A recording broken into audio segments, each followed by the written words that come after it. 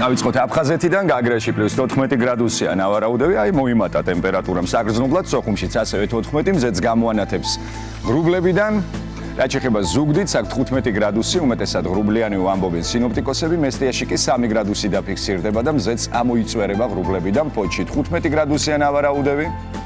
გადავინაცვლეთ უკვე ბათუმში, აქ 16 გრადუსს გვერდებიან სინოპტიკოსები და რაც შეეხება ოზურგეთს, 16 გრადუსი, ფაქტობრივად გაზაფხულდა. ქუთაისში 14 გრადუსი გვაქვს დღეს.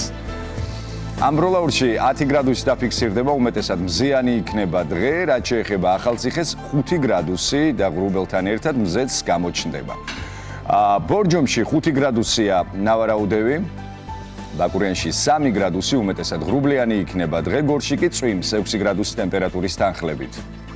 ცხინვალში 5 გრადუსი დაფიქსირდება, უმეტესად ღრუბლიანი იქნება დღე, სტეპანწმინდაში 1 გრადუსი და მზეც გამოჩნდება. გუდაურში -3 გრადუსი, მზის ნახვის შესაძლებლობაც გექნებათ, თელავში 7 გრადუსი დაფიქსირდება. მაქსიმალური ტემპერატურა რუსთავში 9 გრადუსია დღის განმავლობაში და რაც შეეხება ჩვენს დედაქალაქ თბილისს, აქ 8 გრადუსი ვარაუდეს სინოპტიკოსებმა და ჩვენი დედაქალაქი თბილისი. გამოჩნდი თბილისო. აი, ეს გახლავთ კადრი. ჯერჯერობით ჩაძინებული თბილისი. ვისთვის ჩაძინებული, ჩვენ ესე შორი კადრი და კი ჩაძინებულს გავს, მაგრამ ფუსფუსებს უკვე მანქანებიც ამოძრავდნენ.